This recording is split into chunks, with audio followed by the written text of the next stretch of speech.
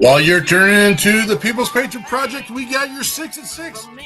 You're listening to We Patriot Radio, produced by the partnership of Raise Across America Radio, with the mission to remember the fallen, honor those who have served, and teach the future generations the value of freedom created by the men and women who've served our country. Currently playing on We Patriot Radio. Gen 4, no backseat Betty.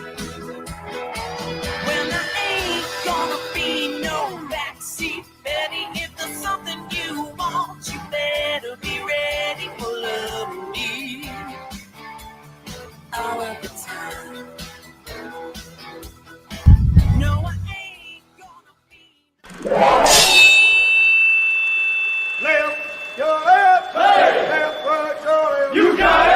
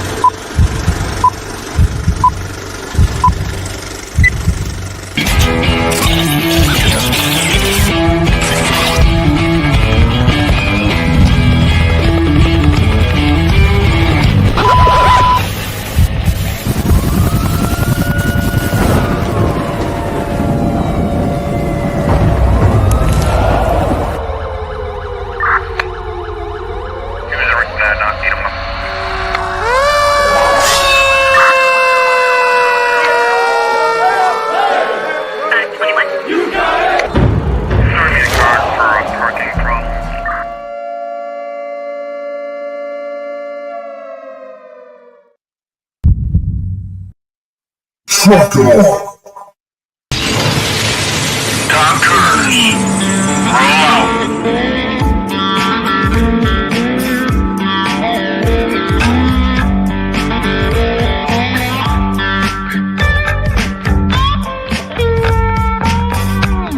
You're watching or listening to We Got Your 6 at 6 Patriot Playtime.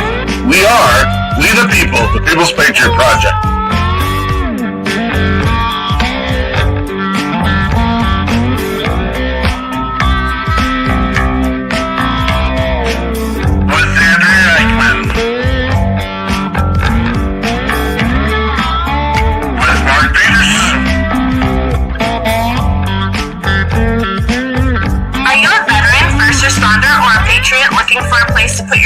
Your thoughts and ideas or want to help continue the mission, you have come to the right place. We are the People's Patriot Project, and we are the shock and awe when it comes to meeting the needs of our veterans and first responders. We are dealing with a new enemy in today's world where the wounds are not always seen. We want you to be a part of this mission in saving lives and making a difference. Welcome to We Got Your 6 at 6 Patriot Playtime. Here's the We P3 team bringing you today's best heroes hits in the boots on the ground organizations that are saving lives. And as always, Patriot Pride.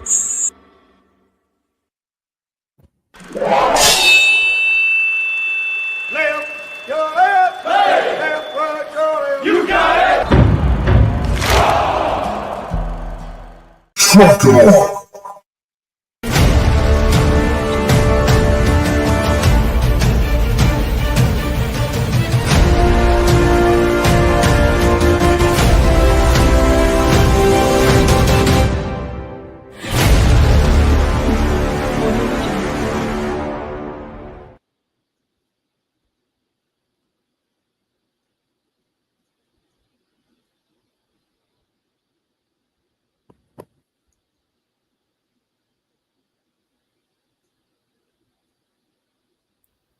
Good evening, Andrea Eichmann here. Really here this time. We're all really here this time.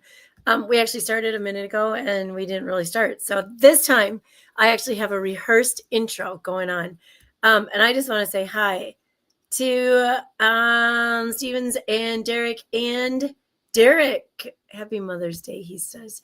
Listen, this is 11 May 2025, and happy Mother's Day to those of you honored and blessed enough to call a mother. We do this every single week. This is the People's Patriot Project bringing you their weekly show called We Got Your 6 at 6. Cleverly 6 because that's what time it's on, Central time zone, and it doesn't work for the rest of the country, but it's still a cool name. We Got Your 6 at 6. Every week we bring someone to share with you and some stories to share with you. This week we have both some new guests and a new artist. This week we have got Bob DePrato Music coming in. I believe he's even going to do one live. And then we've got James Ladabouche and Wendy Miller coming in to share VetMaps and what they do with their missions. I want to welcome both of you tonight. Both sets of you. Oh my goodness, it's 3 people. Our sponsors for tonight's show include Green Hills Contracting. This is a veteran-owned and operated contracting company out of Moberly, Missouri. Thank you, Tim Newton, who is actually on here as a musician a couple times as well. We have a history with Timothy. We have Catch 22. Thank you, Derek Iozio. Nothing beats having the Godfather on our side. We have Operation Texas Strong, the Krutzingers, who are busy. The Boho Hobos Hideaway with Lauren Iozio. We have Brian Kenzer, and he is here tonight. He supports WP3 with his business, Smart Living Today, which is about getting in touch with the right side of your health, supporting American families, jobs, and the economy, and supporting the WP3 mission. And I just want to share with you all, that was our line for Brian well before there were extra tariffs and stuff or whatever you think there are. These are American-made products right here. We'll have Brian talk about that a little more later. We can be heard on Reads Across America Sunday evenings at 11 p.m. Eastern Time. You can find the Reads Across America Rodeo on the radio. Wow. On the iHeart Radio app, the Odyssey app, and the TuneIn app. Just search the word Wreath. I think I just read they have 73 different radio shows that they host, and we are 2 slots in their world. We also have a link to get there. And then I need to mention Brother Joe Meisch. He is Temple Massager. And he has, Peterson will share this again later, I'm pretty sure. He's got the magic wand. Oh gosh, or he'll share it now. Check this out. You can order this, and when you do, actually you should. I wonder if he's got it handy tonight. I'm sure he'll show it live as well. You can get 20% off your Temple Massager by typing in the code WEP3 as you order it and get that discount, which covers shipping at least and maybe more. So that is amazing. Thank you to our guests, our sponsors, and our viewers. Before we start this week's show, we are going to ask that you take off your hats, stand if you can, and cover your heart, and join us for the Pledge of Allegiance.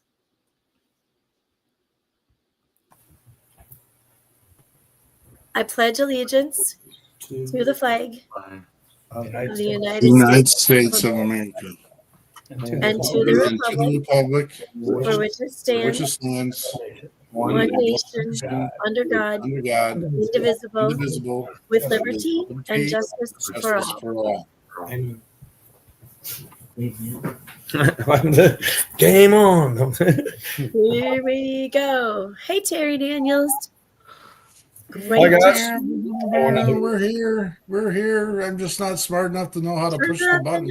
What's Get going that out. on? That everyone there. Boom. We're all here. Boom. Oh, hey. Boom. Happy Mother's Here we Day. go. Not Father's Day, obviously. But I have 10 kids. I have 8 boys, 2 girls. So she had a lot of Mother's Day today. Happy my Mother's father's Day. 6th. See, a lot of Mother's Day. You can say that. A lot of Mother's Day. And then my last name's Ladabouche. I'm French Canadian. Ladabouche. See, Jonathan. No, it's all good. No, I used to beat kids up around playgrounds back in East Syracuse, New York. They called me a lot of douche, a lot of bullshit. Sorry. I suppose. Yeah, they were cruel, but I'd pound them, and it was all good. And then it's all good. Now you got new friends. Yeah. Boy. I mean, I'm guessing the water boy didn't help with your pronunciation. I mean, it probably helped with your pronunciation. You know what's funny? I have my son, Anthony. He was named Anthony Bobby before the movie even came out. Okay, which makes it fucking makes it great. Anyways, his name in school is Bobby Boucher. He was a left-handed, right-handed pitcher, gifted kid. No, his name today is Bobby Boucher. That's like High a School. blessing in disguise, man. It really was, and he's such a popular. He's a good kid. He's very popular. Good kid. Oh, well, welcome to our May 11th edition of the People's Patriot Project. We got your 6 at 6. An amazing team here, amazing folks that have committed a holiday day to come and check out with us. There's a little bit bigger write-up here in the rear, but again, thank you, Miss Eichmann. She told us she was a whole lot of mother prior to the start of the show. She is. Not as whole lot as daddy as not quite as much. No. And of course, it's my better half, Wendy. Wendy, are we celebrating Mother's Day? Oh yeah, 10 kids. Well, 6 from her, 4 from me. Yeah. Okay. All right. So happy Mother's Day, and again, we'll get with Jonathan. Well, let's get to the news. Go ahead, Jonathan. All right. So it's busy, so I will try and get through it as quickly as possible. May is National Military Appreciation Month. Congress would designate May in 1999 to ensure the nation was given the chance to publicly show their appreciation for troops both past and present. May was chosen because it has many individual days marked to note our military's achievements, including Loyalty Day, Victory in Europe Day, which commemorates the end of World War II in Europe, and Children of Fallen Patriots Day. May is also Mental Health Awareness Month. It's a time to raise awareness of and reduce the stigma surrounding behavioral health issues, as well as highlighting the ways how mental illness and addiction can affect all of us. The stigma around mental health and treatment has long existed. Even though this has started to change, there are still issues with it. People hesitate to seek help or even talk about it with their loved ones for fear of being judged and facing unnecessary backlash. One of the best ways to celebrate Mental Health Awareness Month is by talking about it with your peers. The more you talk, the more normalized it will become. And this is one of the aims of the month, as the stigma attached to mental health has led to countless delays in treatment and research on the matter. The theme for this month is Turn Awareness into Action. Amen. May is also the month of the military caregiver. This is observed in May to honor and support the people who care for wounded, ill, or injured service members. It's a time to recognize the caregivers' contributions and raise awareness of the challenges that they face.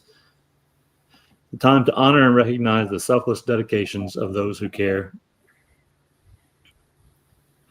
The selfless dedication of those who care for wounded, ill, and injured service members and veterans. This month provides an opportunity to raise awareness, provide support, express gratitude to the approximately 5 million caregivers in the United States.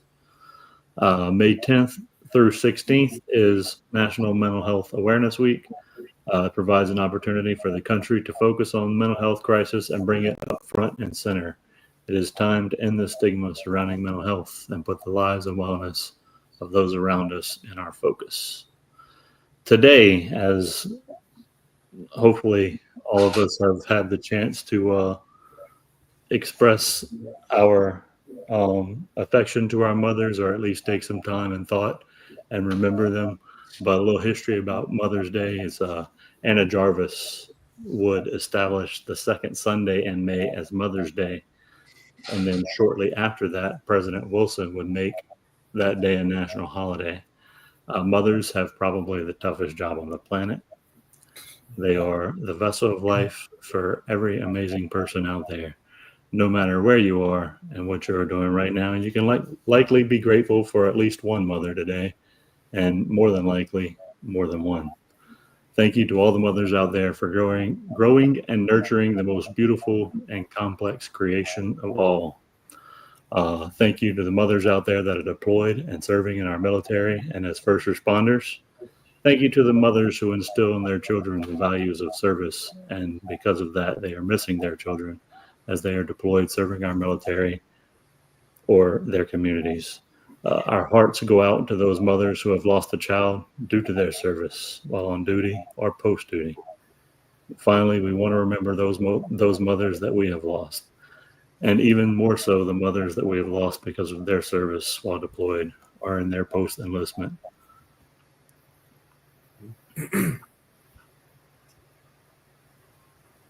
May 13th is Children of Fallen Patriots Day, and this day aims to honor the pain and sacrifice of children who have lost a parent to martyrdom. The objective is to appreciate the young individuals who live tragically altered lives due to a parent passing away in the line of duty. May 13th was chosen as Children of the Fallen Patriots Day because it was the day that Arlington National Cemetery was established in 1864. Nearly 1 in 4 of these children will admittedly report having suicidal thoughts. And then May 15th is Peace Officers Memorial Day. It falls on May 15th each year to the brave local, state, and federal peace officers who have died or been disabled in the line of duty. JFK signed a bill commemorating the day as May 15th every year. And President Bill Clinton ordered in 1994 that the United States flag be flown at half-staff every year on May 14th in honor of the day. With over 800,000 law enforcement officers working in the U.S., that is approximately 1 law enforcement officer for every 400 people. There are plenty of officials keeping the peace and keeping us safe. So let's remember them and their sacrifices on May 15th. And that is it for the news. I have one more tiny piece of news. It literally has come across our channel literally within the minutes, literally like just seconds ago. We have a debut video from Scotty Frazier, American made. We will be debuting that video tomorrow at our 4:30 Very cool. VP3 debrief. Literally happened just now. I mean, Very cool. Jonathan couldn't have it in his notes because Scotty just said he'd be able to make it tomorrow. So, and we don't say that to overshadow our amazing musician tonight, because tonight, this is what we do during our show tonight. Our show tonight is all about VetMaps and all about Mr. DePrato. That's it. All right, DePrato. We're going to bring some other things up. But the show is completely about them. That's what we do on Sunday nights. On Mondays, we come back here at 4:30 and we share what we P3, the People's Patriot Project, is doing across the country. It's kind of little thing, and we're open to some suggestions, but we do the Pledge of Allegiance at the beginning of every show. And we try to do the little scrolling thing that lets everyone know where we're at in the Pledge of Allegiance. But we end up with lags all over the place, and it never sounds great, but we want everyone to participate in that and be part of that. We got Adam Jones here in the house. Good to see you, brother. He's down in Georgia with Feed the Heroes Foundation. We got Mr. Lewski. Good to see you, brother. Dylan Petrie out of Louisiana. Look at the brain just rolling. Terry Daniels up here in the Midwest with us. We got people chiming in all over the place, and I hope I didn't miss it. Andrea already said Derek Iozio, the Godfather, and Mr. Stevens, 1821 Productions. Good to see all of you. Thank you, everyone, for being here. We have a call to action to do immediately right off the bat. Everyone's got a device in their possession. This is our reach out opportunity. And we get people that come on the show that want to do push-ups. You can do 22 push-ups. We get people that want to come and do ruck marches. Come and do ruck marches. It is what it is. You do what you need to do what's best for you. What I do personally know, and we've done this a good 3 years, is in your phone, type, I was just thinking about you. Cut that, copy it, paste it into 6 different conversations with 6 people in your contact list. We call this check your 6. First thing, check yourself. you know what? Sometimes you don't always have someone there to watch your back. So do the pat down, make sure you're good, know your head, know your space, know your thing, know that you're okay. And if you're not okay, you got a team of people right here that you can reach out to us tonight. We will get you the resources you need. We will help you how you need to be helped. We will get you all. That's what we do. And then at the same time, now we're going to be strong and we're going to be willing and we're going to reach out to our brothers and sisters and we're going to say, hey, I was just thinking about you. One of the things that we have found through the building of the People's Patriot Project is that people get isolated. People get into their space. These video games don't necessarily help.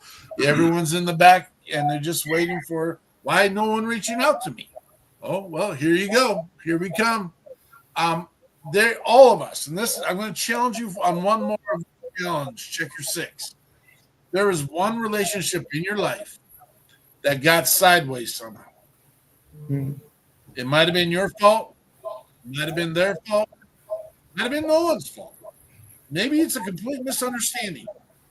I challenge you to reach out to that hard one. Now, I'm not asking to reach out to ex-wives and ex-husbands and boyfriends and girls. I'm not asking to do that. If that's where you feel led to do, go ahead and do it. I wouldn't do it, but you do you. This is your chance to check your 6. And it is going to make a difference. Thanks, brothers and sisters, for being part of that. Let's roll. I do. Here, just so everyone knows, I do have a temple massager. It's not the cool black one. And you cannot get one that has the crest on it yet. But I'm telling you, man, this thing, I can't do this very long because if I do, I fall asleep during the show. Because I want it. If it helps me to go to sleep, I want it. The first time, if it makes me go to sleep, I want it, man. Show, it almost did me in, and it like completely changed. You can get it in here, and it will massage all these muscles in your head, all these muscles in your neck. There's a little smeller disc right here with essential oils in there. The guys thought about everything. If you get a chance, go to templemassager.com and get that temple massager. Take care of yourself. It does work, and I'm not a novelty kind of guy. And if you're doing it and you put in WP3, they will give you a 20% discount on that product as well. So check out our crew, man. We got the paperwork says Robert. He's going to go by Bob tonight. That's his alias, the Prado. Musician extraordinaire. And we've got the crew. I've not even tried to do the last name. I will get in trouble. I tried it last weekend. I got in trouble last weekend. Not doing it again this weekend. We've got an amazing team here tonight. We got things are going crazy. Hi guys. Sorry. We got James and Wendy here with VetMaps. So welcome everyone. Thanks for being here. Let's start off with I can't say the Miller clan because it's not the clan. Let's start off with these guys. Tell us about your service. Okay. Tell us about your mission. Okay. I'll give you a little bit of history on me. My grandfather died in Normandy. He was a target for the Nazis. He's taking troops back and forth to shore. He's buried in Belgium. I've never been there. That's my bucket list. My father, 101st Airborne, killed North Koreans. He's blackout drunk. I'm the youngest of 7. That was a lot of fun. Dr. Jekyll, Mr. Hyde kind of shit. My brother John, 18 years, 82nd Airborne, landed on his head more than his feet. I got him his cannabis card. He used to be, get off my grass. Now it's like, hey, come smoke grass. It's a lot different. Anyways, we'll get there. And now I'm a combat engineer. I'm the least of all of them. And then my son, MP, Afghanistan. He's 6'9", 300 pounds.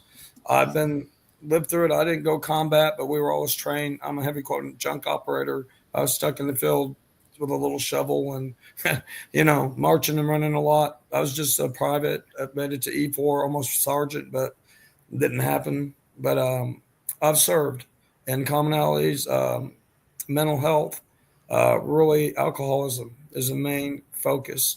My dad was blackout drunk, so I really didn't have a father. He lost his father to Normandy. So he didn't have a father to raise him. So he didn't know how to raise me. His only way to raise me was fist and hard, pick up, brush your knee off and move on, kind of shit. There was no crying. And then my brother John can tell you any of us, it was, tough life. So you adapt to that, and then you go in and you serve yourself. And then your camaraderie is that you can drink because there's nothing else you're allowed to do besides drink. And that is the motivator. And for most of us soldiers, I don't know about you guys, but almost every one of my friends, we could drink, okay? And we could put it away.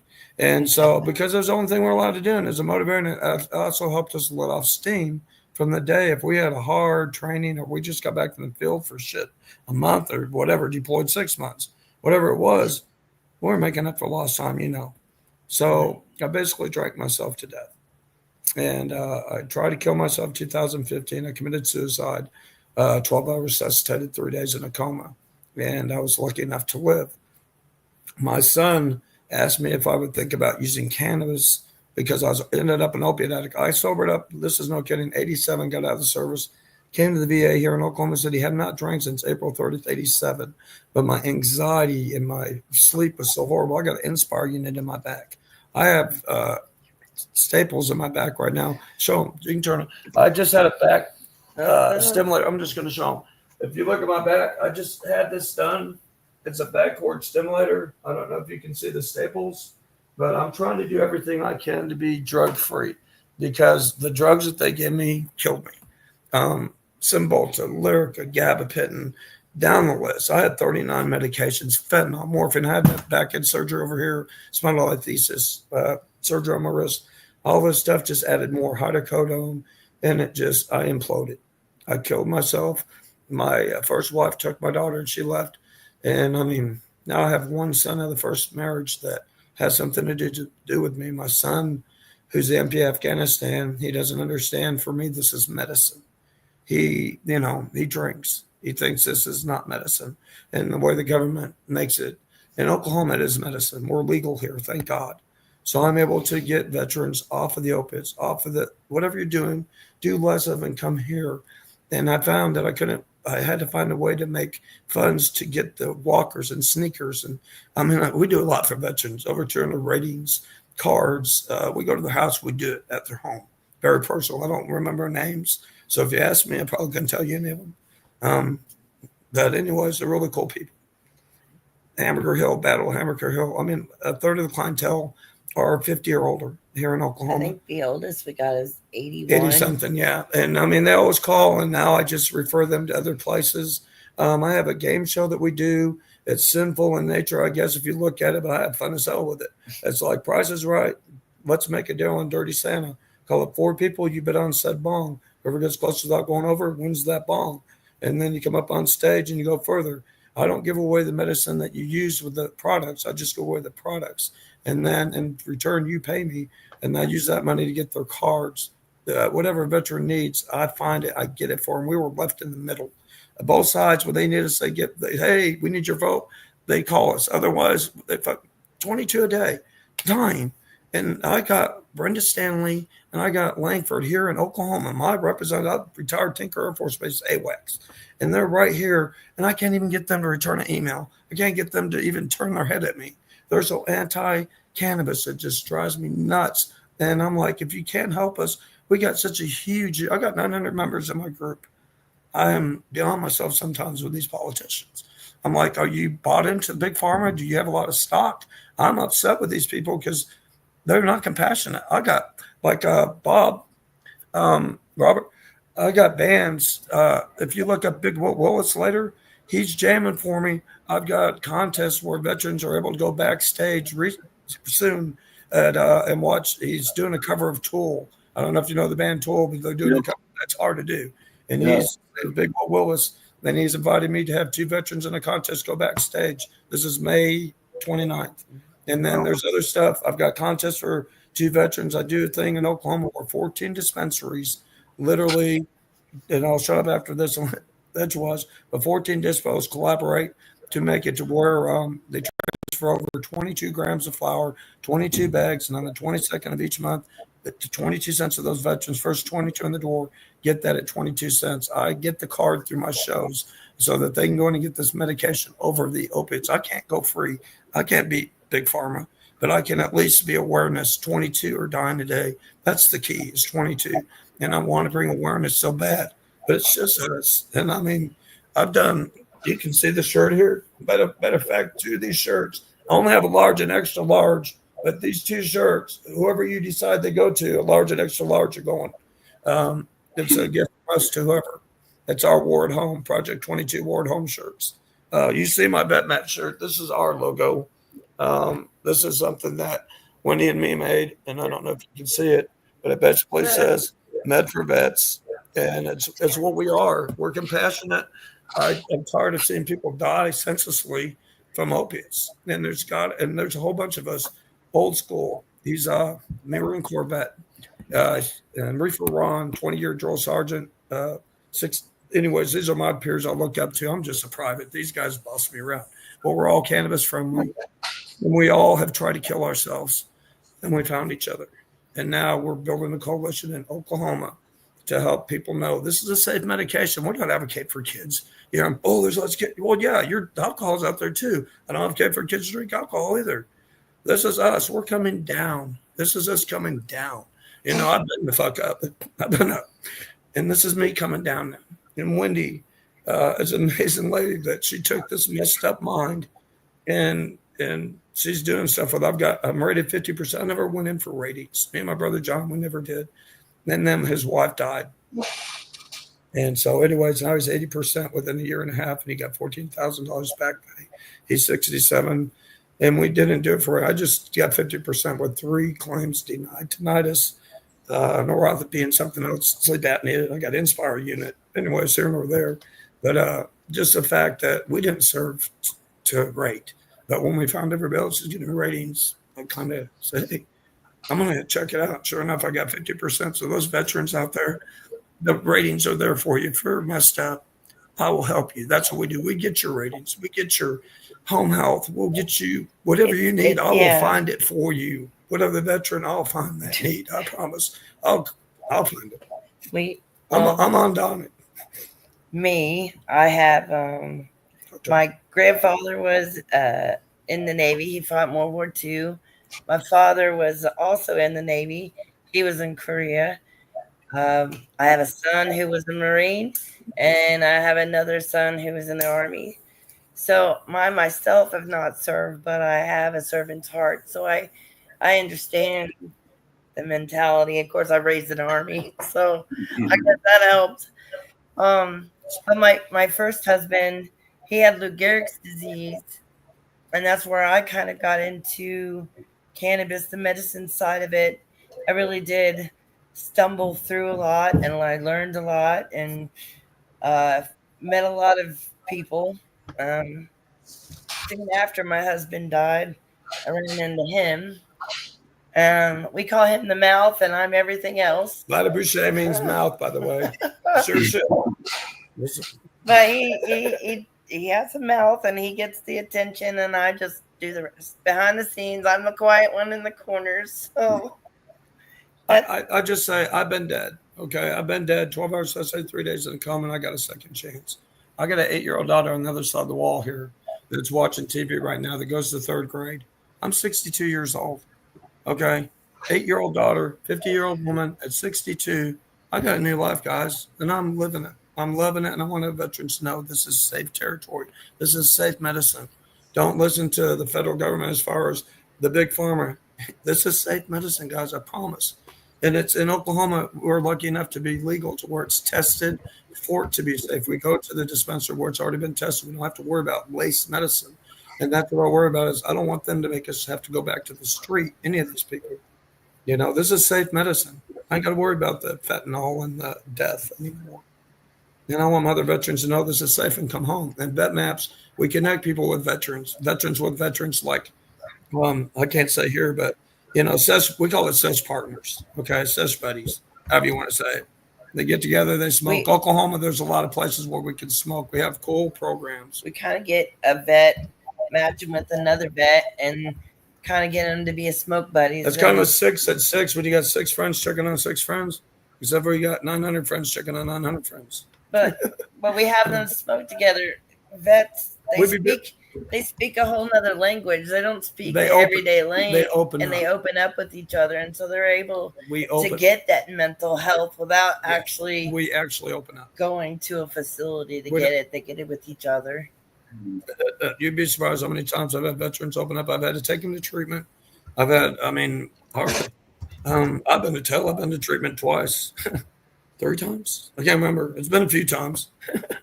But long-term memory loss, But we I'll blame it on that. We do get a lot of calls from vets. Some are crazy. So questions you guys got?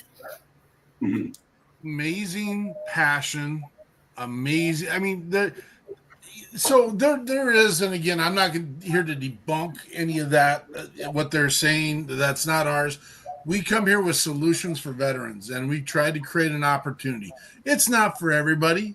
Exactly. I love the passion. I love the drive. I love the information. I'm intrigued by more. I mean, I'm excited. What I do know, since we started our show and since we've done this over the years, the amount of people that are on VA cocktails is astronomical. So a lot of times there's no method to the means. There is no research in it. That is, you got this, let's throw this in there. What I have found is that the VA will prescribe you a needed medication. And then because you have a side effect that's bothersome, they'll prescribe you another one. And then you have side effects from that one. So they'll prescribe you another one. And then you have a long list of, you're just trying to placate the next symptom. I was literally on 39 medications. She's saying that. She's in my list. I mean, I'm not all at once, but she's in my VA. And there's so many of our brothers and sisters that are feeling the effect of these cocktails, and their solution gets to the point of saying, I'm just going to stop cold turkey. And that's dangerous in itself as well. Because now all this stuff layered on, you haven't dealt with the real stuff to begin with. You're just masking the stuff. Yep. It may be military related. It may be childhood related. We're finding that a gigantic portion of the stuff people are dealing with post-service is stuff that they never dealt with prior service. See, mine's both. With my dad and all that, I was both. I was in it, and I didn't have the service part of it, but I dealt with my dad's being out of it and his behavior, and it was not great either. So my dad killing other humans had a toll on him. I can tell you that now. He really regretted the rest of his life. The piece we've been able to do by bringing on all these organizations over the last 5 years to be on the show is that we're able to start putting all the puzzle pieces together. That's awesome. We're able to have the real conversations. We're able to talk to people that are dealing with the real stuff. I appreciate you giving us the opportunity. Create a network. It's awesome. It's awesome. Don't go anywhere, guys. We're going to come back to you. This is exciting. It's exhilarating. I love your passion. Pardo's music. We got to get Bob in here, right? Yeah, that's what I was saying. Hey, Bob. My best friend in Hawaii. His name is Jace Feliciano. That guy got me in more freaking trouble. Italian got me in more trouble than anybody else. You look like trouble, man. No, just kidding. You're blaming the Italians. No. It's the Italians' fault. He has told me he's been alcoholic his whole life, man. Now it's my cousin's fault. You know? There you go. Hey, by the way, I'm not saying that in any bad way. Me too, brother. Just like you said, dude, 20 years in combat arms in the Army. I was a Green Beret in the United States Army from 2003 till 2024. I did a lot of combat and training, but I did probably a whole lot more drinking. That's for sure. I became a professional traveling drinker all over the world. To this day, I don't know how to go through an airport without going from bar to bar on my way to the gate. So I hear you, man. It takes its toll later, especially if you're dealing with untreated trauma and chronic pain and depression and the 7, or in your case, 37 different pills they prescribed for me. They gave me 7 different ones. I had an upper, a downer, a middle, a side one. Then Well, you got to check your blood pressure, your cholesterol, because nothing's working anymore. So Just got out a year ago when they already kept you on healthy. I used to be a Green Beret. What happened? You have 7 medications right now? Yeah, no, I got, I mean, and I did it the wrong way. I'll just be honest. I did it the way I do everything, and, you know, which is extreme. I ripped off the Band-Aid. I threw all 7 of them away. Well, I kept my blood pressure one just because my blood pressure was high at the time. And I was like, I should keep that one. But I'm going to find a way to sleep and be alert on my own. And honestly, cannabis was a part of that too. That's kind of interesting that that's part of your guys' mission, you know. So for me, I replaced all of the SSRIs and ADHD medications and everything else that we thought was helping my brain, because I have TBI and PTSD from combat. PTSD. I was able to replace a lot of that with sativa edibles. Yes. Personally, and CBG. I sleep on that. I would sleep on indica. And then, yeah, exactly. Like for the sleep stuff, like I didn't need sleeping pills where I go to coma at night. You know? Now, like you said, it's tough because like I don't want to be the person that comes across and says like, hey, we should promote drugs to our children. Yeah. I'm not saying that at all. We're talking about unique circumstances where people are really suffering. To the point of suicide or homicidal or just severely depressed and don't have a way back. There's a need. There's SRIs and everything aren't working, and everything the VA and everyone else is telling them just aren't working. In some of those cases, psychedelic drugs have worked, and marijuana has worked as a replacement for some of that. And in my case, that's one of them. But I think the idea is to be healthy and happy and not need to do anything whatsoever in life, right? But like. It's part of my diet, basically, in a weird way. Like, you know, hey, Rob, I don't take supplements or drugs or anything else anymore, and I only use that. You see that, Rob? There you go. I microdose that. Yeah, the mushrooms. Yes, sir. Yeah. That's the best medicine a veteran can have, and I advocate for it at the top of my level. I don't want you tripping on it, but it makes things better. You feel happier. Things are more vivid, and you want to do. You want to be active and want to. Well, you want to do stuff and be active, and they just got to figure out how to get it into the medicine form of it, because not all this other crazy shit they get out there that doesn't work. And that's actually, we got veterans. We've done tests ourselves, not federal tested. No, we've had a big, large group of people. We do groups of people, and we use ourselves as guinea pigs. And basically, and this medicine works. It's amazing medicine.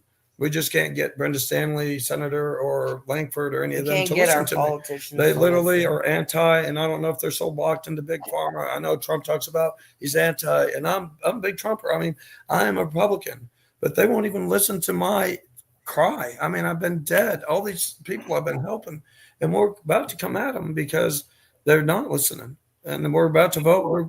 We got a big thing, 837, going on here starting in August, a petition to make cannabis constitutionally recreational and medical here. And I didn't really want it recreational, but they see when we voted last time, we didn't want recreational.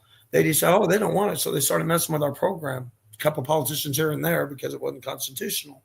Now we got to go 837 to make it constitutional, get them to leave our program alone. And it's sad we have to go that. Sorry, Rob. I'll shut up. That far. They just keep messing with us and pushing us. It's sad. My own party, my own Republican Party is I'm in Texas, and it's like one of those weird things. Oh, that's worse than us. It hurts my soul. You can find it anywhere, but it's technically illegal. It's one of those weird ones, like no one knows. Oh, I know. My brother lives in Texas. Stu Box, McKinney, Texas. He used to be part of VetMaps. He's down there. He's a good guy. Yeah. Alabama football player. He's kind of a wild guy. But he joined the Army at 38, went to Iraq. I'm proud of him. When did you start playing music? Sorry. Yeah, good one. So I back it up a little bit. I joined the Army in 2003. 9/11 happened my senior year in high school. If you had asked me 6 months before that if I would ever serve in the military, I probably would have said no, because I was kind of a punk kid. But the truth is, most of my family did, and it eventually became a part of my path as well. After I graduated, I went in the United States Army, eventually went to Special Forces, And from 2005 until 2024, I was in 1st Special Forces Group. During that time, I deployed a lot. I went through a lot. You can imagine 2 decades of, special operations during a time of conflict. And so honestly, bringing that little guitar around with me, it became my best friend. I wasn't a video game player. I'm not into chess or cards or any of that. So if I had any time off on a deployment, I was trying to teach myself how to play a little guitar, which is kind of a childhood dream of mine, was to learn how to play like Johnny Cash and Jimi Hendrix and my favorite, musicians growing up. And so I slowly started self-teaching myself. And, I have 5 documented cases where I was blown up, one of which I have a Purple Heart for in combat. When I came back, I had to get a few surgeries and stuff after Iraq in 2007. I spent a little time on a couch. I'm someone that's very active, especially back then being young. So it was awful hard for me to sit on a couch. And so I grabbed that guitar. I just focused all my energy on that thing when I was, recovering. And, I would, over the years, I would find myself busy, but every once in a while I would take a cheap little guitar or find one on a deployment. I'd be in the Philippines and I could buy one for $10 off some kid somewhere, a little cheap one somewhere. I would always find a way. And I just kept going. I didn't know what it was going to be. It was just something that was kind of therapeutic for me. It became more and more so that way. And when I finally did slow down enough, it was right around the pandemic, just coincidentally, or maybe not, right? Of course, because all of a sudden we're ceasing all operations. We had time to think about all of this, and everyone's locked down in their homes and shit. And anyways, I don't want to go down a whole pandemic route, but that was about the time where everything, my untreated traumas, my addictions that have been creeping up, my untreated, pains, chronic, inflammation and just joint pains and things that I had, which are expected kind of when you push through many years in the military, especially, in ones that are pretty demanding on your body like that. It all kind of built up. And I was like a powder keg, and right around like 2021, it just blew. And so somehow some of the worst times of my life were at the very end of, my career. I had made it E1 through 7, went warrant and made, W3. I was well on my way to 4 and even 5. I had a very successful career, and I just like melted down somehow. And that's how it works sometimes, isn't it? We don't get to choose when we're going to deal with our traumas or with our problems or with those nagging injuries or with that little bit of depression or that sleep apnea or blood pressure, alcoholism that you've just been putting aside. And in my case, I had a little bit of all of that, to be honest. I just wasn't a very happy person. And how that all ties together is I dove all the way into the music. I think that's I think that's the one thing that really helped me, to be honest, because I was in such a bad way for a little while there. I was in and out of inpatient facilities.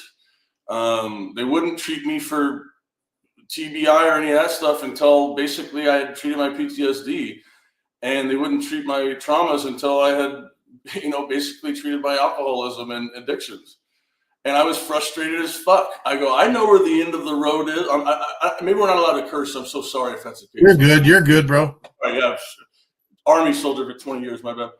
So I was very frustrated. Everybody, screw you guys. I know what I need. It's just this and that, and, And so now I'm dealing with the system. I went from being like decorated, Green Beret with a great reputation and all of this, and now I'm like just this asshole that's in and out of inpatient things, and they're making me go to meetings. I said I didn't want treating for my alcoholism anyways. Like, I don't believe it. I just like to drink. I was pissed at the world. And so I finally break down and ask for help, when I'm going through my struggles, and they're like forcing me to deal with, my alcoholism and all this other shit. And I just wasn't happy. So somehow the very last year of my career, the last 18 months was about like the worst of it. Like the wars that I joined for were over. Does that mean the purpose was over? No, but I was older. The guys I knew were kind of getting out or whatever. And these young guys, I didn't really relate to them as much. The mission was changing, it's a whole different generation now coming in. 39 is young, but not when you got 24-years show up to you. I don't even know how to communicate to these kids anymore. So it's a vast difference. Wow. and we're not going to war. So it's almost like, yeah, I guess why am I that worked up about it? You know, like you're probably not going to get me killed, so I'll accept that. You know, and I knew that was about the time where I was like, okay, that means it's probably over, dude, because that means I kind of lost my passion for it or something. But and when that happened, man, it made me really look back and think about those years where, and I know I'm not alone on this, but I mean, we were prepared to die. I had accepted my death. Does that mean I was going to die easily? Hell no. But I definitely had accepted that. If I didn't accept it the first time we did our, pause packets and all that stuff and deployed to Iraq, I did after the first real gunfight I got in. We're like, oh, they got close. Wow, this is serious. We're not just at the range training anymore. Or, when the vehicle in front of me blew up and there's a giant, like, swimming pool sized crater and somehow everyone in there's alive. I'm like, wow. I start, you start being confronted with that. It was hard for me not to take my combat experience and stuff very spiritually, and I took it to a different level. I hope it doesn't sound corny, but I actually had convinced myself that I was a warrior for God and stuff, almost like a naive or something, because I didn't necessarily believe in the geopolitics of what we were doing. I mean, and I'm not like protesting it, but I mean, like, was me running around Iraq getting shot at really protecting Americans back home? I mean, I don't know, maybe, perhaps. Even when I'm doing that in Afghanistan, after we've been there for 15 years and we all know we're leaving, like, is that protecting America? I don't, I hope so. So the way I had to justify it was that in my head, I was a warrior for God and just something bigger than all of it. And I was just going to try to bring all of us back home safe, do the mission, bring all of us back home safely, best I could, and not cause any excessive damage, again, best I could, like really. I absolutely love the dynamic of this conversation and the things that you're bringing up, because first of all, it's a real conversation. You've spent some time searching your soul for answers where, for how many years? I mean, I entered the military in 88. Yes, 88, folks. Did 14 years, and I did in 14 years, and I'd had enough. And you talk about the dynamics of the people that were in then versus the young bucks that are coming in now. It is a night and day different. I've got a 13 Fox that lives 10 feet away from this podcast that ended up being a first battalion Rasper. And again, all kinds of nuances. And I remember when Desert Storm started back in 1990, and I was a gun buddy. And gun buddy's got to act a little different way. You've got to be in the game because you're going to hurt some people if you're not in the game.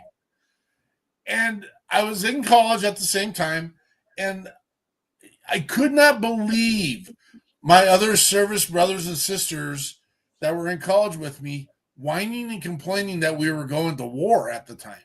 I'm like, what are you talking about? This is why we signed up. There's a plausibility. We just spent 20 years not in any major significant conflict, unless you count the Central America one, in which we were there, folks. And our brothers aren't recognized for being there. I'm going to let you know that right now.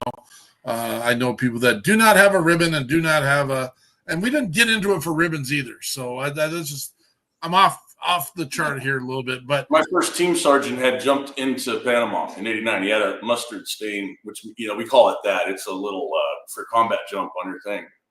I may or may not know a few folks that were in that space, and it is what it is. There's no bitterness in it. It is something that existed, and there are other campaigns that are happening all over the world.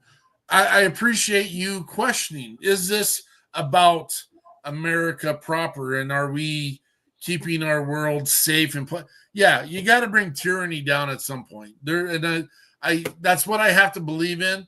I want to believe and it's a struggle, both sides of the aisle. Sorry, folks, struggling with both sides right now. I don't know that we're getting the truth about everything, so make sure you're following every path you can while you're doing this. Let's get to one of your songs, brother. Okay. You brought up your influencers. You said Johnny Cash. Yeah. And who's your other one? Yeah. So Johnny Cash, Jimi Hendrix, Stevie Ray Vaughan. You have a song. What DMX. would I have an interesting bunch of influencers, but yes, you're right. Johnny Cash is probably the biggest one. Tell us about the lead into what would Johnny Cash do? Okay, so growing up, to me, Johnny Cash was the coolest dude on earth. And then I was in the Army one time. I was serving in a special operations task force. And, I'm a Green Beret, but when we do a special task force, it's joint, so there's Navy SEALs, there's other folks, there's MARSOC, Marine Raiders, basically. And in one case, this one MARSOC team, Marine Special Operations team, was down in Helmand, and they had been in a particularly bad couple of gunfights. They had lost not only several of their Afghans, but actually 3 of their Americans. And when you're talking about a 15-man team, imagine that, like 15, you and 14 of your best friends, 3 of them get killed right there. That's significant. You know what I mean? Like when you look at stats on a thing, it's like, whoa, but no, that actually is almost pretty much combat ineffective, because that mission probably wasn't worth any more of those Raiders at that time. Problem was we were trying to medevac them out, and the medevac birds were getting shot out. And as you guys probably know, you get to a certain point where you're like, the lives of those couple of young men aren't actually worth getting more helicopters shot down. And so in a heartbreaking event, we had to stop landing helicopters and accept, the death of these young men. They were out all night, man. They had to walk like 5K away. And we finally did get them out the next day. They came in and, of course, they want to debrief. There's got to be investigations. And the guys are all exhausted. And dude, I was like, bro, what happened? And he's like, what do you think happened? We walked all day, fought all night because we had to, carrying our best friends in body bags. And he just walked off. I was like, fuck. I mean, I'd been in a significant amount of combat. I hadn't done something like that. I was like, whoa, and that just stuck with me. And so that's actually the chorus of this song. So there's the ode to Johnny Cash, and there's the ode to service members and what we go through in combat. And then specifically this Marine team, and Marine Raider team, and all this, guys that were fighting over there in Iraq and Afghanistan. But in this specific case, I was motivated by that one. And so the song's called What Would Johnny Cash Do? This is What Would Johnny Cash Do by Bob DiPrato.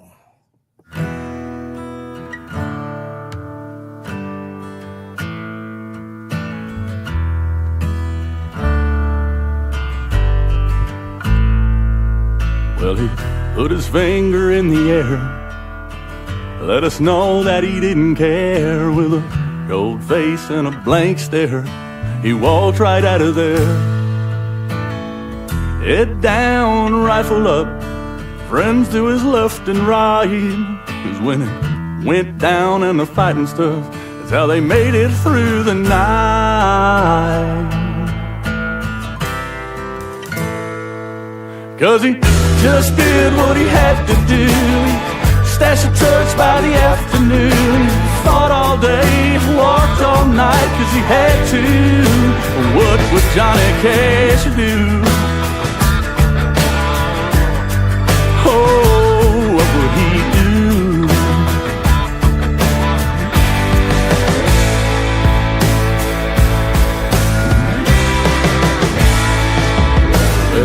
Gets up when the rooster crows, work hard, choose to grow, unfaded by his past, 'cause he finally processed that. Of when he flew in the middle of the night, outside of sound and sight, walked in and out of the fight and moved towards the light.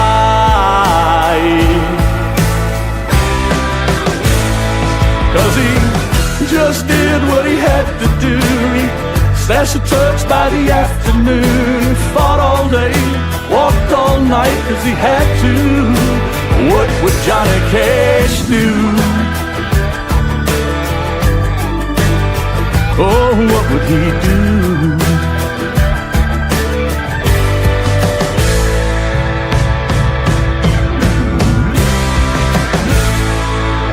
Now he's center stage with his guitar, unfazed by a drunk barn. Thought I heard Amazing Grace, and then he tore apart the place.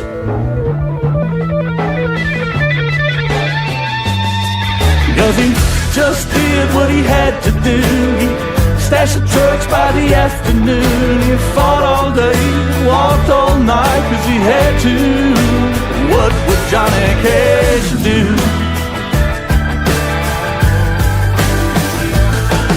Cause he just did what he had to do. He stashed the trucks by the afternoon. He fought all day, walked all night, cause he had to.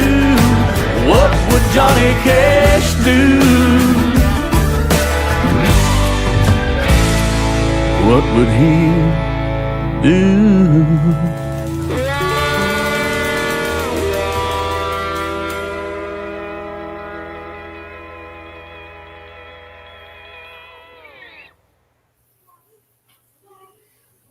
That's a damn good song, man. Thanks, brother. Hell yeah. Where do I find the album?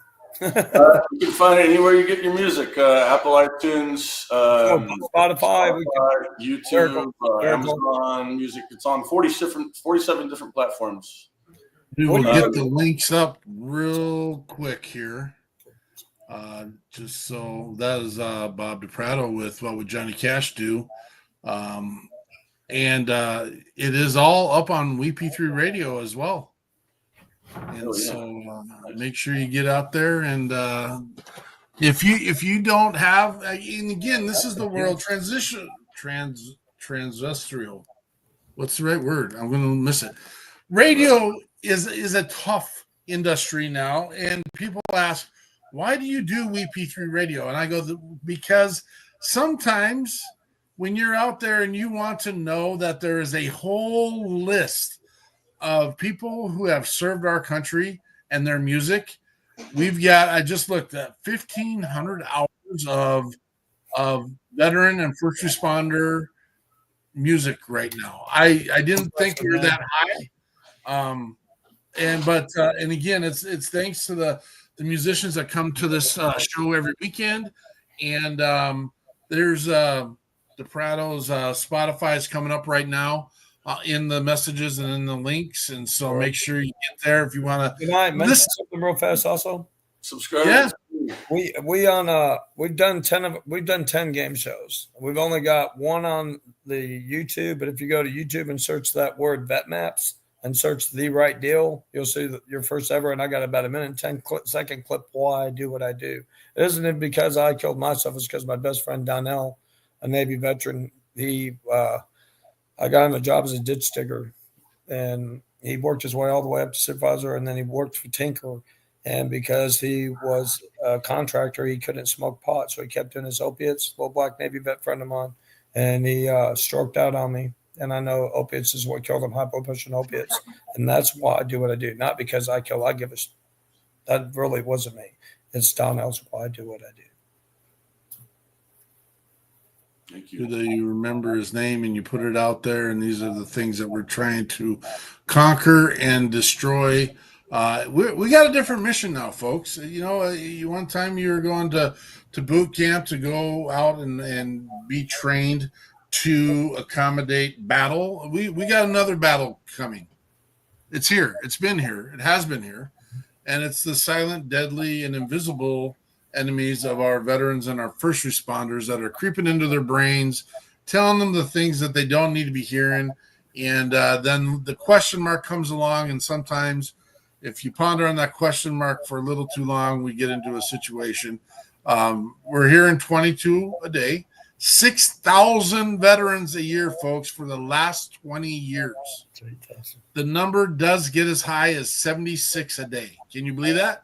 And our first responders don't get a magic number because they're mixed in with the common folk. Yeah. And again, I sat there and had to explain to a lady this week, why do first responders deal with more than I'm like, yeah, it's not cutting the crust off your sandwich. That's trauma. It's seen. Folks, I watched the documentary on the 11 minutes of which blows my mind away on the Las Vegas shooting. The documentary's out, just came out. Watch that. OMG, folks. I don't get on the radical or get on the like something happened there that day. Watch the documentary. It'll break your heart. Is that the one where the concert was going on? Yeah. Okay. 11 minutes. Yeah, I remember that. The largest mass casualty event in American history. And we just sweep it under the rug. That's a whole different tangent. I know the documentary's out now, but it just disappeared. It was on the news for 48 hours, and I felt like I just never heard about it again. Like, right. What happened? Someone tell me what happened. Now, last minute assertions, what happened? Sorry. We won't dance that dance here tonight. We'll do it another time. But for sure. You guys talked to us about your game show. You talked about tell us the I'm going to be honest. Okay, go ahead. So much, you are so involved. There's a slight piece of confusion. What does VetMaps do? Tell us. VetMaps tries to bring veterans out from the hidings. We try to bring them out to alternative medications, which is cannabis over alcohol and opiates. If you look at YouTube, the minute 12-second clip I'm telling you to go see on YouTube, it explains everything as far as I've been there. I've been the alcoholic addict. I sobered up in 87 or 80, whatever, 87, April 30th. I haven't drank, but opiates took me down. 2019 is my sobriety date for opiates. And I don't want other people to go down this road. I don't want them to have to kill themselves or mentally screw themselves. This is good medicine if used properly. I don't advocate for kids, obviously, but it's my recreational and my fun and my sleep. It's everything together. Like that gentleman said, Bob, he knows it's a good sleep med. And then daytime, you can use it to be active. It's how you use it with anything. If you're not responsible, that's not a good medication, no matter. And if you use alcohol or others with it, no, stay in this realm. This is good medicine by itself. You go here or there, I don't advocate for that. This is good medicine by itself, and it's not addicting. Habit forming, but not addicting. I've hurled from here to I've been through the morphine and fentanyl withdrawals and almost want to die 30, 40 times. It's horrible. Withdrawals are horrible. VetMaps is more than that. Yeah, so but please let Wendy tell you that. Basically, we try to say we're building an army to save an army because we know the veterans know what the veterans need. And basically, we're getting the people that are okay at the moment to help the people that aren't okay at the moment. And when they're okay, then they can help the next ones that aren't okay. We're all getting around each other and helping each other and lifting each other up. It's not like we're, like they say, no man left behind. That's what we're trying to do. And that's what we're trying to maps. If you needed something in VetMaps, but we couldn't afford it. It was just us two.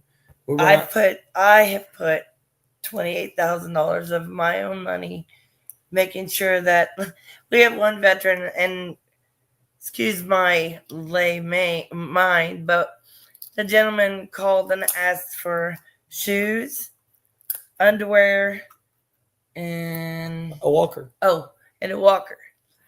Okay, got a walker, got shoes, got underwear. We went over to his house to deliver them. And I walked in there, and he's a double amputee in a wheelchair. And I'm like, I'm on the sneakers. Why in the hell am I bringing this gentleman's shoes? And I sat there for a long time, and I'm like, I'm not going to ask. And then James goes, I had to ask. Okay, I got to ask. Why do you need the shoes? And he goes, for my prosthetics. I go, oh my God. He'd never worn his prosthetics. He didn't get him through the VA, never had a VA card, never been anything. So it was really got rough. these and never had used them. And it was like, I cried. Honestly, But anyway, he needed it. We met a need that he needed. It wasn't a very big need, but it was a need, and we met it. And from that point on, he helps us with VetMaps now. He's helped a few people, and those people have helped. And that's what we're trying to do. We're trying to get it veterans to pay it forward to other veterans so that nobody has to be alone. Nobody gets left behind. Nobody. 22 awareness. I sit on the streets. I go and I smoke, as you know. I'll go out and sit on the corner with a street person because I'm comfortable there. Other people can't go there. Other people can't reach those people. I am that person. So I can reach them better than anybody in the world. And my church even blows. They're like, what? And I'll go sit and just smoke with a bum on the street. That's me. There go me. I mean, I don't know that phrase, but there go me. Yeah. For the grace of God. But that's what we do. We just meet them where they are. And try to heal. We try to heal. Get them. We treat cancer patients with RSO. If you have cancer, we've got 2 in remission. If that's what they want. That's their choice. They come to us. We don't go, hey, you should do this. No. If you haven't tried everything and you don't have any hope, this is good medication. It is a good place to be. For some, it's been drilled in their head that this is bad medicine forever. And so they wrote, my son, MP Afghanistan, won't even talk to me because he's a military police officer. And he thinks this is wrong. It's legally in Oklahoma. It's legal. And he still thinks it's wrong. So I feel like the Saul of the Bible, guys. I really do. Because there's a lot of people out there that look like me that is so anti-cannabis that they'd soon just shoot my ass. And I'm like, dudes, I've already been dead. I just want to live. You be you. Let me be me. I'm not pushing anything on you. But this is good medication for us. We're coming down. What is the meaning behind VetMaps specifically? Well, when we first started it, we were going to map every place that was resources, all the resources, and ratings. What we found out is that a lot of places don't help people. Individuals, they can give $2, $5, shoes. They can donate small.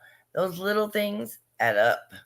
So anytime we have a need, we just put it out there, and we have not yet been able to meet. Yeah, we got a really good military community. I got 900 members in my group, VetMaps, and then old school Marine Corps vet. He has, 50,000 followers. Find it. There's a lot of military. We found each other through social media like we are right now.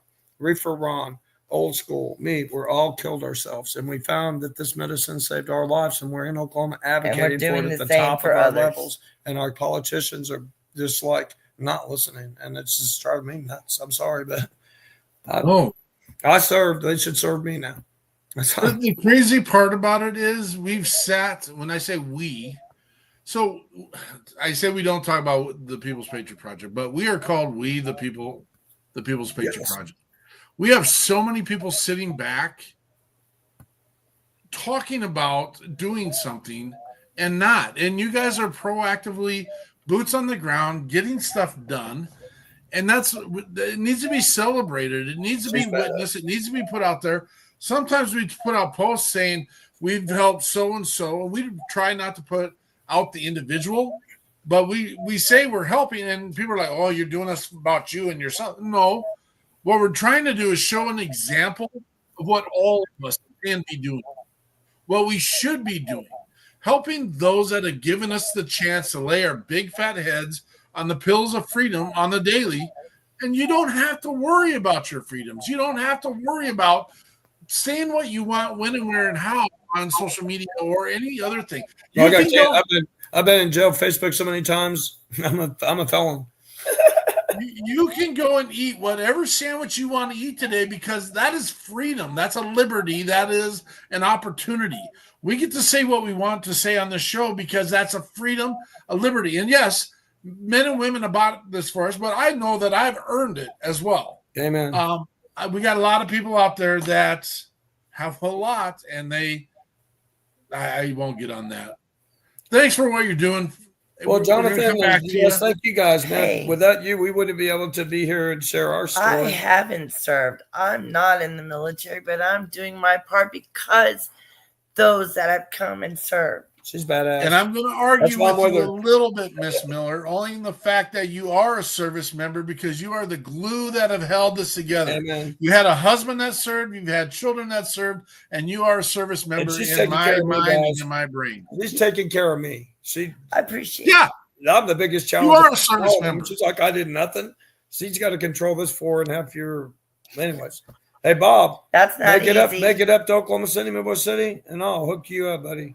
Yeah, man. How far away are you from Austin? I'm gonna have to fly. Probably. Well, Austin, it's like 8.5 hours, probably. Flying is an hour and a half. Hour and a half. All right, that sounds way better. I can't afford to fly, man. I got to drive. Yeah, I'll look you up when I'm up there, brother, for sure. Do that. Oklahoma City, you look us up seriously. You got a place to stay, and we'll show you some really cool shit. I got some major contests coming up and stuff.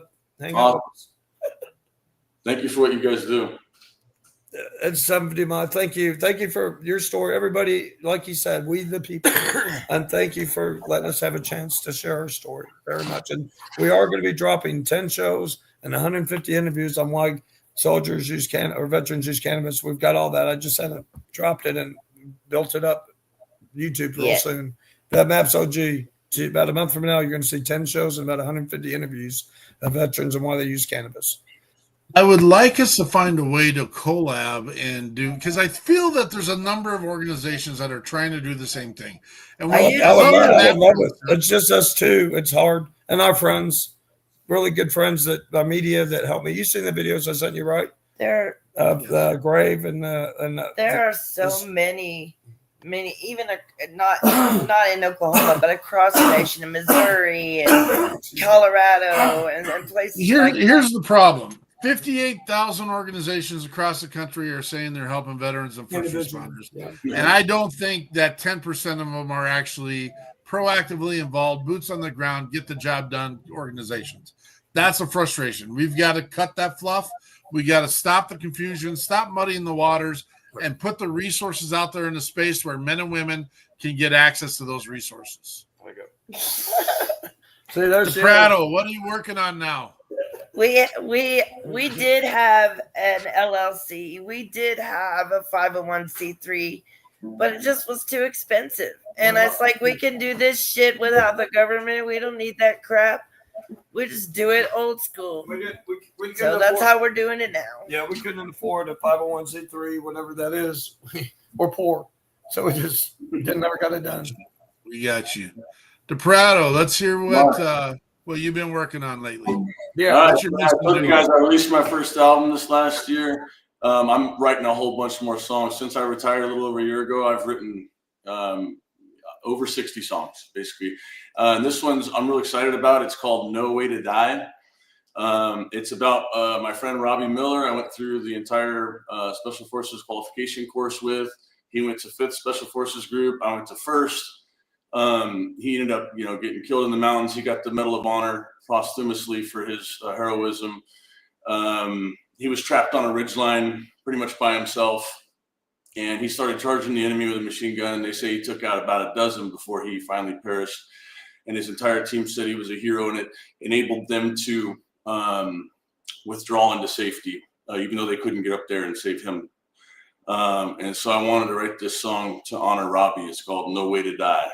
Okay, we'll do it live. Tell me how the guitar sounds real quick. Can you guys kind of hear it? Okay, we got to be our own sound guys. Sorry. Okay. Okay, here we go.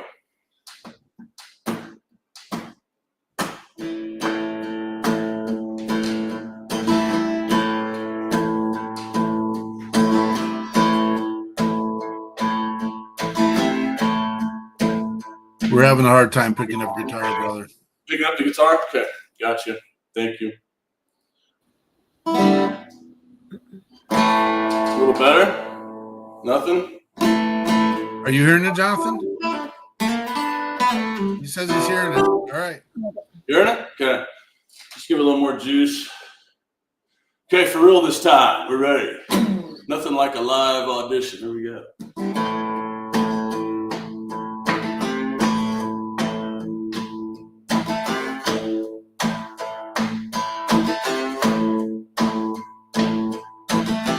That night you're gonna miss back home.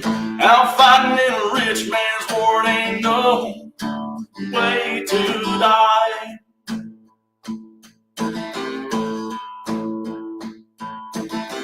Didn't know what he was fighting for, but he knew he was white and poor, and that ain't no way to die.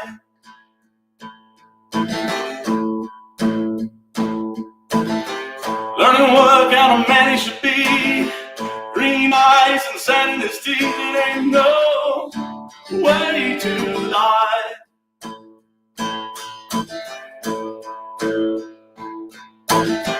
Finds himself out at night with a gun, kinda feels like the fighting is fun, it ain't no way to die. That ain't no way to die.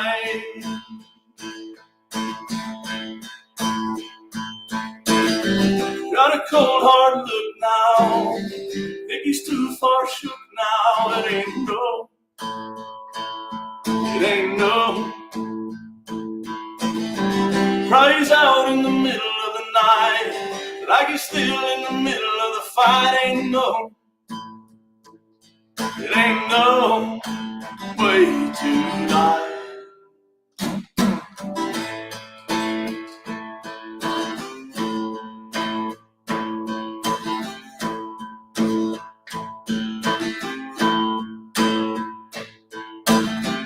Wouldn't call him the toughest of men, team him up with a couple of friends, there ain't no way he'll die.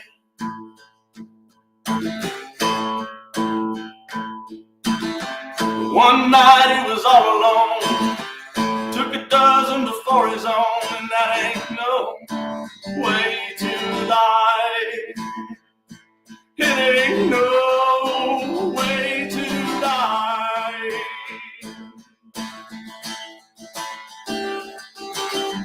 And in spite of his medals, Mama's left unsettled. It ain't no.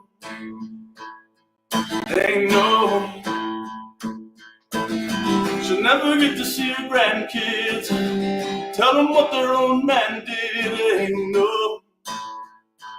That ain't no way to die.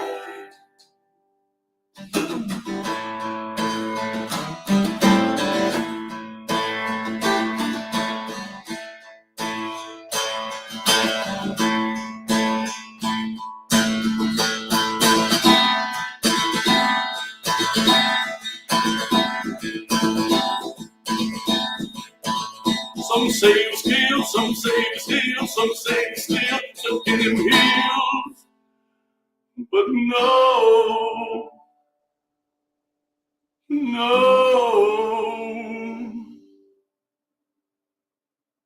it ain't no way to die. Love you, Robbie. You will not be forgotten, brother. Thank you all. That is Bob DiPrato, No Way to Die.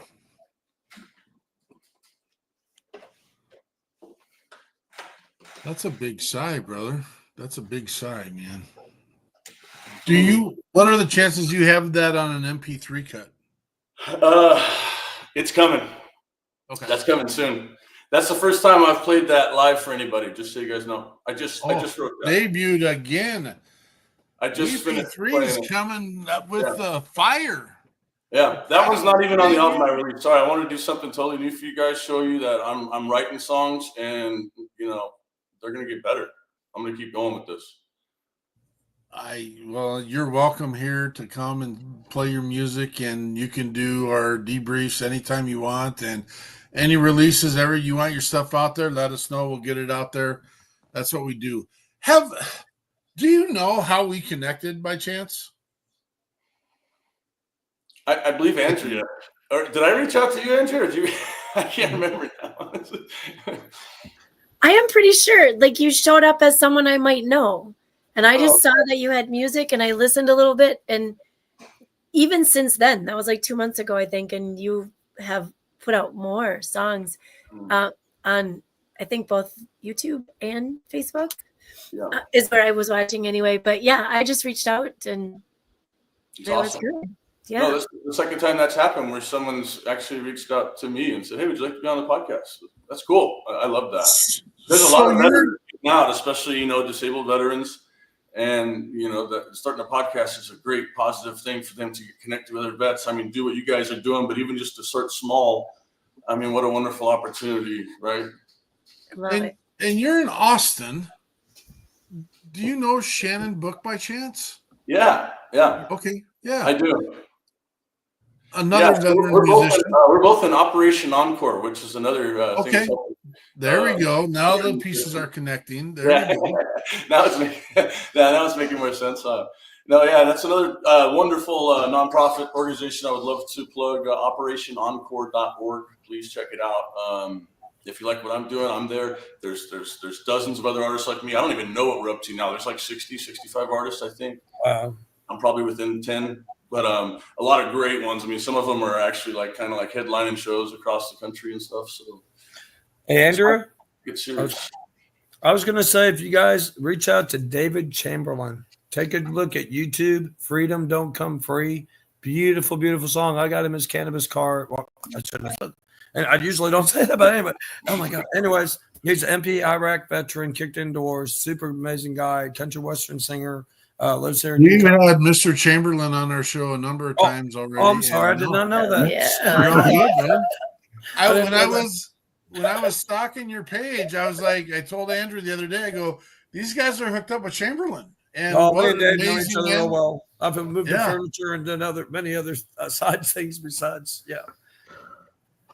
Outstanding. This literally has grown a family, and we get so excited. The story behind Pause is when we started building this show. I would say excited to get my paws on you, and we started traveling the country. And I'm not a real hugger guy. I'm not. That's not my style. I'm a gunner. I'm a cannoneer, man. I shoot 100-pound balls of lead down the range and get grumpy about it. And if we're not shooting enough. But when our brothers and sisters and we're all connecting and we have all these networks of people, you're getting a hug from me, and it's a big hug. It's a big. I mean, I'm 6'3", over 300 pounds. I mean, you're getting a bear hug, and it is what it is, and we enjoy it and appreciate it. No, thank you. So, what does VetMaps want to get done? Well, Wendy wanted me to kind of retire because I have an 8-year-old daughter that's about to turn 9, and she's been. I left a relationship because the person I was with before didn't see my vision, and then Wendy stumbled across me and her demise of her husband dying. I was at this karaoke bar, and I told her, what I was doing, my vision, and I said I just left. And anyway, she liked what I did, and she said, I'm going to help you. And so hence VetMaps started, the game show started, all that stuff in here that's pretty messed up in here came to paper, which is hard to believe. And so I just had, my heart has just been to not have veterans go down the road I went down. My road was shit. My road was so shit, and I don't want another veteran have to, because it's not, you don't have to. It's not have to. You can avoid that, and you can do me. And that's why I'm telling people ahead of time, you can avoid this shit. Just go directly here, bypass all this fentanyl and morphine and all this shit. Just get over here now. You can live and be happy. Like I said, I can't emphasize enough. I got an 8-year-old daughter that I get to go to the park and the library and live my life again. And we read books together. She's just right there on the other side of the wall. Well, and for me, it wasn't the mission that we were doing. It was the commercialism behind it, that everybody wanted their handout. Everybody wanted. That's what hurt. Everybody's trying to jump on our back to make money off of it. And I'm like, I can't do this anymore. I can't have people. We can't help other people if everybody wants us to give them something. It's not a money making entity. So it's I was like, I'm done. I can't do that to be given away.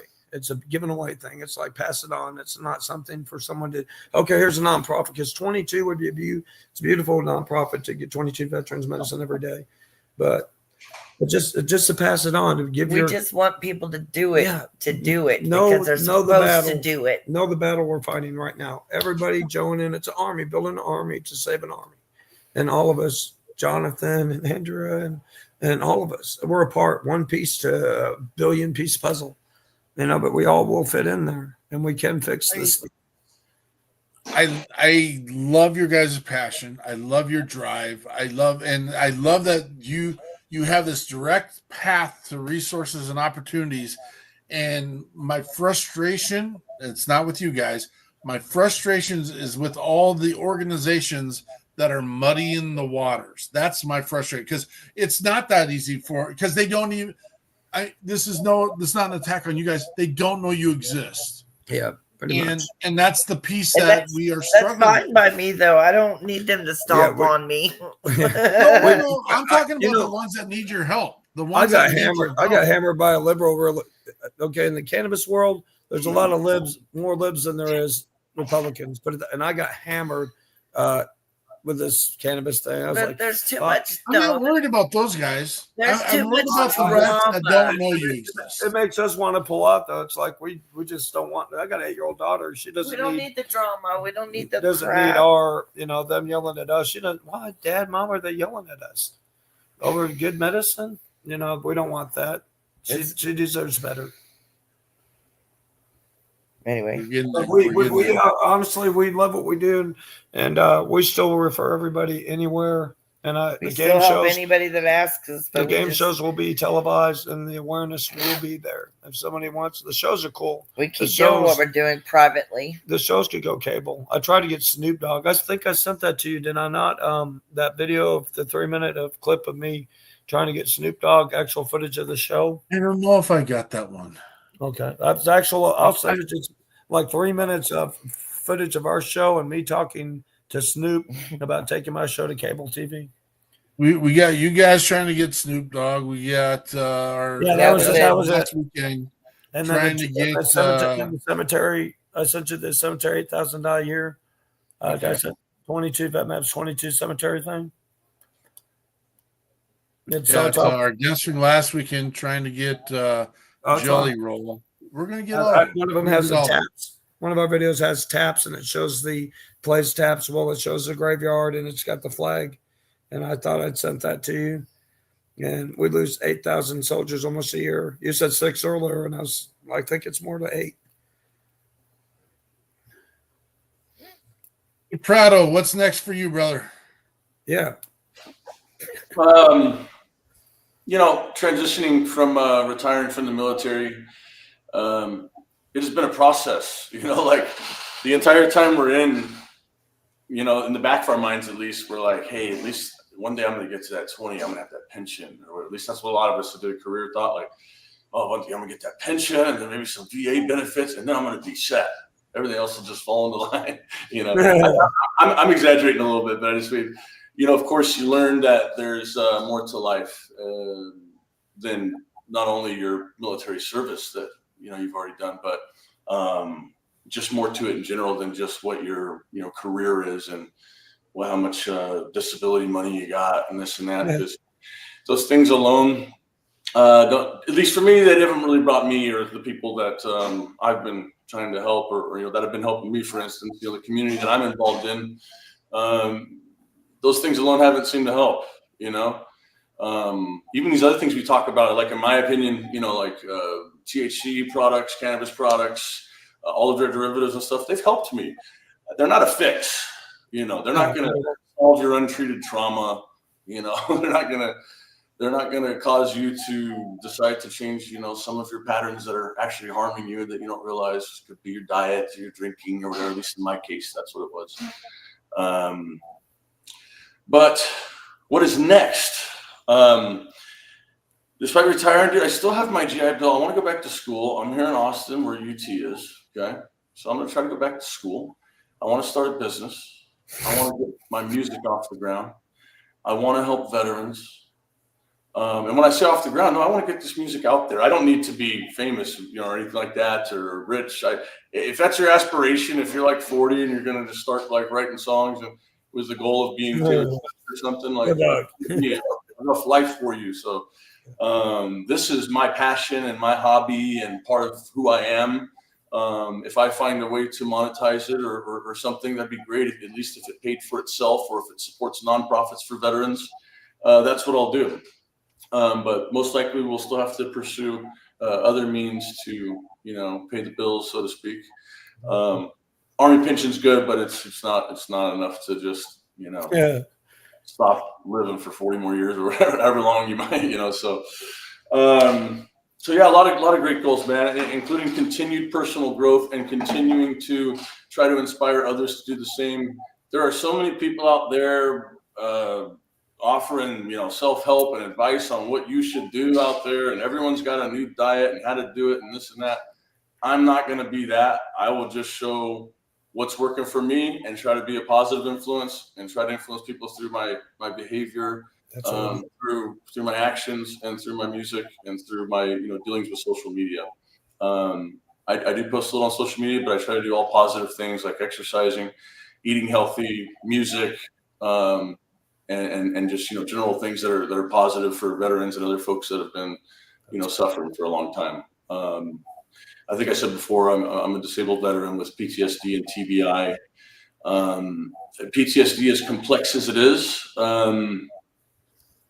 it can also be kind of simple in a way that, in the way they treat it. It's like, all right, you're right, throw pills at it and throw therapy at it. And if someone's suicidal, by the way, we talk a lot of crap about these pills and all that stuff. Some of those SSRIs are that are in really chronic conditions. So I don't want people to think that if you're literally suicidal, Bob and the guys told me when they were struggling, they threw away their pills, so I'm going to throw mine. That's not necessarily a smart idea, is what we're saying. I was on them for a long time. I went through lots of treatments. I was almost frustrated with hey, I feel like I'm on my journey to recovery. You guys are almost slowing me down in some weird way. You know what I mean? So my situation was almost ready for me to break through my rusty chains and move forward. So for me, that kind of worked. But I do want to share that. I'm not necessarily saying that those pills don't help some people, man. Of course they do, especially when you have chronic depression. I've had several friends, 7 of which are very close to, and knew their families and stuff, that have committed suicide. All 7 of them left behind families. All 7 of them were found to have, prescribed drugs and lots of alcohol in their system when they did it. So what was the difference that night as opposed to the other nights they were depressed? Well, lots of alcohol, unfortunately. So if you have chronic depression and you add tons of alcohol into it, it can cause a very bad tailspin. It sounds like a lot of us, I see a lot of shaking heads on the podcast. I've been through it. Others, I can tell you, I have seen very successful career Green Berets and Navy SEALs and things that we think those guys can, handle anything, right? And those guys throw away their lives, kill themselves, go to prison for one crazy night. And I was fortunate enough to be dumb enough and vulnerable enough to do that same exact thing and have it not happen to me. And so I kind of decided that, you know what, I'm not going to just keep doing this. I rolled the dice with my life in the military. I did it with my addictions. I did it with my behaviors, and I think at some point I was just kind of man, I have to grow up a little bit. I have to slow down a little bit. I can't continue with the 25-year-old Green Berets mentality throughout this life. And, let that be metaphoric for whatever you guys are going through. And you're you know what I mean? I kind of had it all, at least in my world. I wanted to be a Green Beret and have a successful career and have all these schools and awards and little ribbons and things. And I was able to do a lot of that. Others achieved more, sure, but I achieved a lot of that stuff. The schools, everything I wanted to do. And somehow found myself empty in the end anyway. For me, it's physical, mental, it's behavioral, and the last thing I wanted to say is it is spiritual for me. Again, not preaching, but if you've completely ignored the spiritual component of your life, whether it's for a long time, and you're finding yourself with crippling anxiety and you can't sleep at night and you got all these symptoms and you're like, I don't understand. The diet's not fixing it and the pills aren't fixing it. And I'm Googling this stuff and I'm looking at podcasts and none of it is working. There is a chance that there is actually a spiritual calling happening within you that is not going to go away until you at least start communicating with it or addressing it. And that's as far as I will go with that. That's certainly what's happened to me. And it's happened in a manner in which it's undeniable, and I cannot, I'm not afraid to talk about it. I just also don't pretend to be someone that's qualified to come on here and begin a sermon or anything. That was amazing. I've chaired over 1,500 meetings in my life. I'm a big time AA chairperson until I started smoking cannabis. I didn't want to be a hypocrite, so I bowed out of AA, and we have our own sesh things at the house here where we can sesh and do our own thing here. We have a can of Bible study. Can of Bible study. But we do our, but I just don't want to be a hypocrite at AA because the people need that program. I respect it so much because I chair it, like I said, 87 on, I haven't drank. And it's a good program. But I needed more, and I couldn't do the opiates anymore, and I couldn't do the alcohol. And I needed something. And cannabis for me fit that realm. Not for everybody, but for me, that's why I'm here. And I know it works. So I want other veterans to know it's safe. It's safe here. You know, doing it right, it's safe. That's all I can say, guys. And thank you. Man, thank you so much for letting us come on. You have an amazing story, Bob. Oh, Bob, yeah. But God, I'm honored to even be on the same screen with him. Yeah. You all are a blessing. Thank you for being here. We appreciate it. I think this is just the tip of the iceberg. And again, everyone's welcome to come back again. I think there's more to get out, and we will continue to do that. The thing is, the more that we have these conversations, the more people will recognize the opportunity that is out there for them. And at the same time, the more we get their story out, the more that we reach more. And so let the flood begin, folks. All of us are but a drop in the bucket, but all of us together will create an ocean. I love it. Andrea, what do we got going on next? Well, Mark Peterson, let me tell you how we are still working on Reads Across America, always. We, of course, promote Fort Snelling Reads Across America as we host Fort Snelling for that event. And there we go. That little QR code will help you. If you have somebody or just want to donate to Fort Snelling, that is a QR code that will take you there. I haven't checked lately.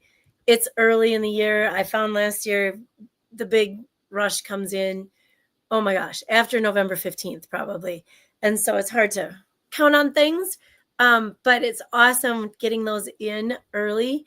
So find a cemetery. If you have anyone in a national cemetery, check and see if it's on the Reads Across America register. Awesome. Look at that. And I just actually sent a wreath to my my uncle out in the Punch Bowl in Hawaii. And they do have grave specific. So I know that it went right to him.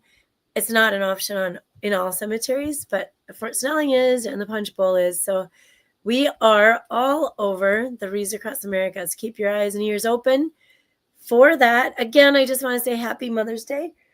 Excuse me, to every mother out there. I mean, I can't leave out those single dads that also cover the mother role. So, but mom's special place today. On 18 May, we have Zach Johnson coming with his Roger Up mission and Jesus Daniel Hernandez.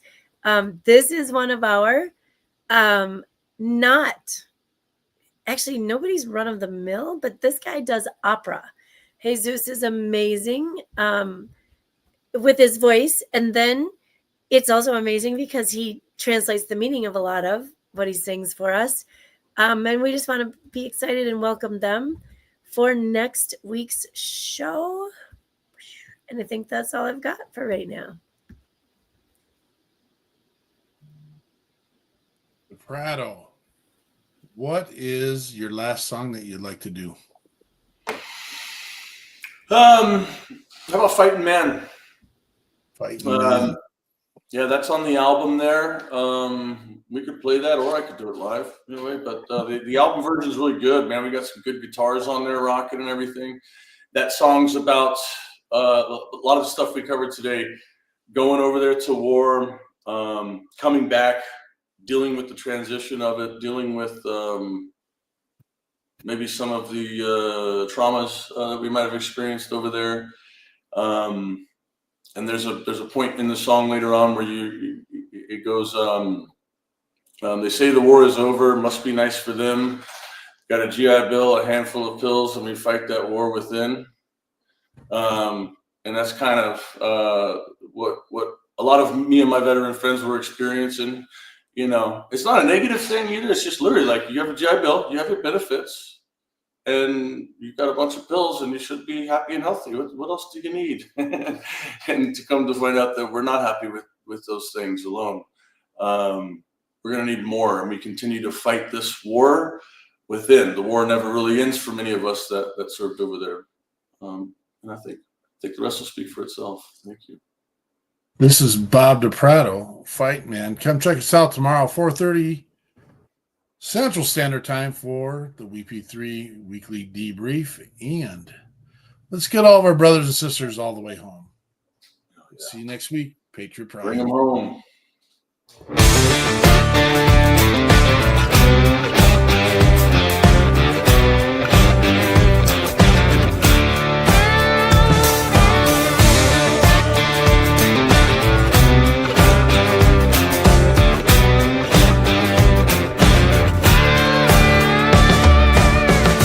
Burning at both ends of my time, it flies by like a crow. Learning that your friends ain't like mine, but why? Nobody knows. You can take a man out of the fight and take the fight out of that man. You can promise him a brand new life as you take him right out of that sand.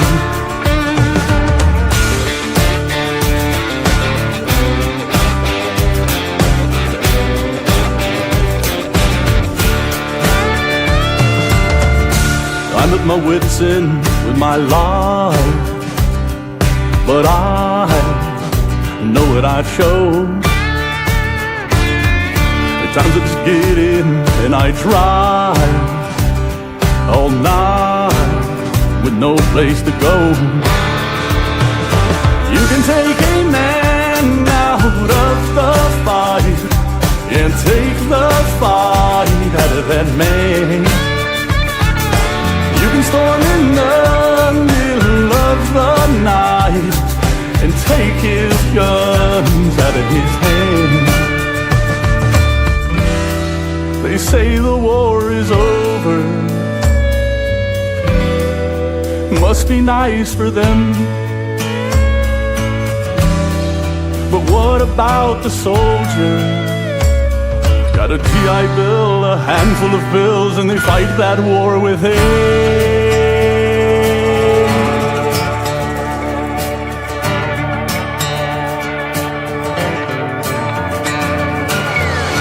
Rock in a hard place, we fight, we defy, till we're 6 feet below. Watching with heartbreak, we might rewrite the stories that were told. You can take a man out of the fight and take the fight out of that man.